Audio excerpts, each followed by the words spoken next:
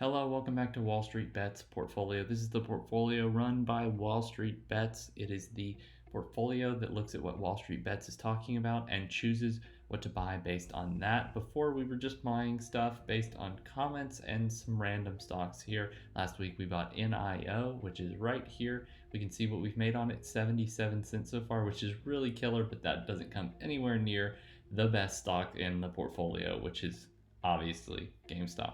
Now let's look from our algorithm here at what WallStreet Bets thinks is the best. Well, GameStop, you might be surprised, is not the most favorited stock on the subreddit. While it is the most talked about, followed by BlackBerry and then Palantir, it is not the one that people are the most bullish on. In fact, for every score that is positive on GameStop, for example, GameStop Moon, stuff like that, there's actually a half of a comment on the opposite, GameStop puts, stuff like that. So instead, we are looking at BlackBerry, which has 182 comments that had some sort of uptrend that said that the stock was going to go up, and 18 that said it was going to go down. So that is a stock we're going to buy this week. Make sure you check back in next week to see what stock we buy and how the portfolio did. On a side note, another thing that happened this week is the portfolio finally passed $100, which is awesome. I think this is just a really big testament to if you add even small amounts very frequently, they can get pretty large pretty quickly. Imagine if this was $50, that'd be $1,000. If this was $500 I was adding every week, which is much harder, this would be $10,000. Anyway, got a really cool video for you today. Hope you enjoy. So today I wanted to talk about the company Crowdstrike. My plan was to talk about Bitcoin, and I'll probably talk about that next week, but as a software developer, I came across this company. I absolutely love it and am super bullish on it and wanted to talk about it. So I think we all have to start at what Crowdstrike actually does. So they're actually a company that focuses on security for endpoints, and we'll get into what that actually means later. But as you can see, when scrolling down, they do have a few buzzwords that a lot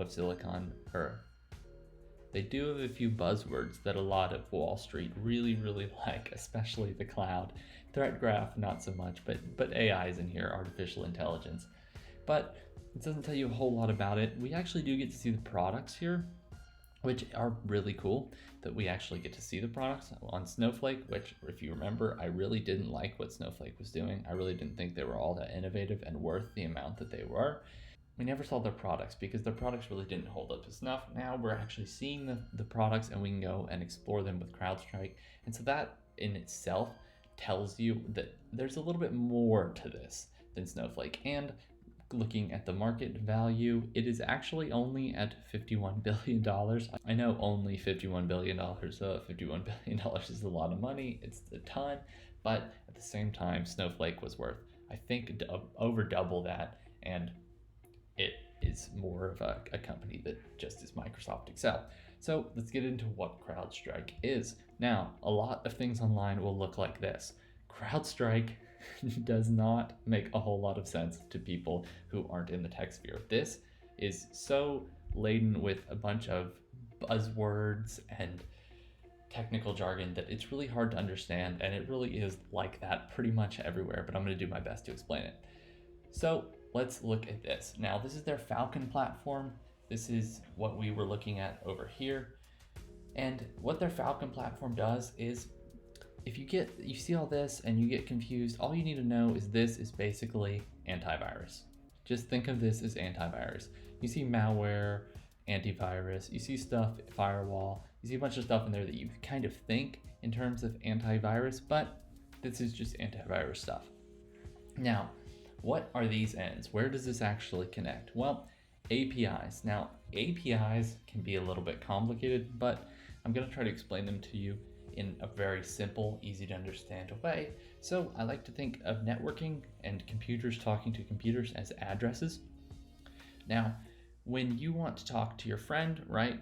Your computer wants to talk to your friend's computer, you can send them a letter. And in that case, that's the basic form of communication through computers. And you really don't know where it goes, but it ends up at your friend's and you can talk that way. All right, cool. Well, let's say you want to talk to a company. Usually you'll send something to an address that's not super specific. So you want to talk to the CEO of YouTube. Well, you're going to send a letter, but it's going to go to the YouTube offices addressed to the CEO, right? So that might have to go a little bit further inside of the YouTube building to actually get to the CEO of YouTube. Well, this is the concept of APIs.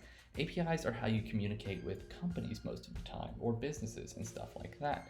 Now, if you want to go to Netflix, well, you're hitting an API when you go to Netflix. When you go to their website, your website is set up to hit APIs so that you can see what videos they have and stuff like that. Now, what does Crowdstrike do in this system, where you basically send a letter to Netflix and they send you your content back? Where does that system happen? Well, that system needs no help if your letter is exactly what it should be. If your letter says, hey, can I see some video? And Netflix goes, yeah, sure, we have that, that's perfect. Well, then Crowdstrike's not needed. But that's not what all internet traffic looks like. In fact, a lot of it looks like nonsense or attacks or stuff like that. So, for example, what if I send them a letter and it's full of glitter and they open it up and it makes a big mess in Netflix and they gotta sweep it up? Well, CrowdStrike would have caught that because in essence, they look at your letters before they get to the Netflix building. So there's sort of a vetting system where they take a look at this before and they run some security on it, and then it goes to that building. That's what CrowdStrike does. They just sit in front, they grab your letters, they open them up, they make sure they are safe. We understand what CrowdStrike does, what they're used for. Now let's take a look at some of the companies that use them. So here are a bunch of companies that use CrowdStrike. Now, if you're looking at this and thinking, these are not tech companies. Sony's a tech company, Sega, but all of these others are just kind of normal companies. Well, you'd be exactly right. Now, people who are in tech companies, for example, Google is going to have their own security system. It's going to be top notch. It's going to be top of the line. But companies like Hyatt are not. They're not going to have the money to invest in developers. Instead, they're just going to want a plug and play security system, a security system that's easy to set up, that just works, right? And that's what CrowdStrike is offering to do.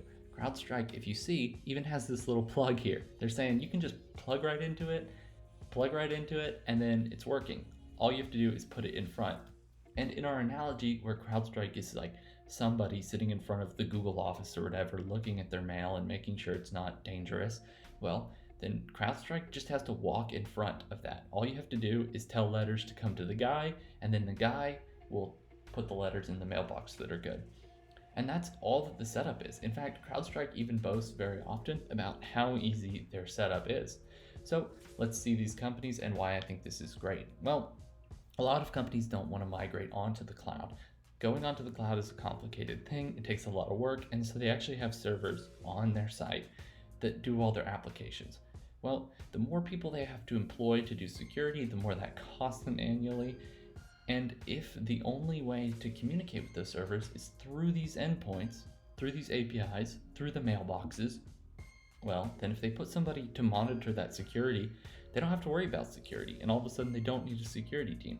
So for a lot of these companies, this becomes something that is crucial to them. On top of this, these companies can't leave the service. Let's say that Hyatt decides to leave the service. They don't need CrowdStrike anymore. They want to leave.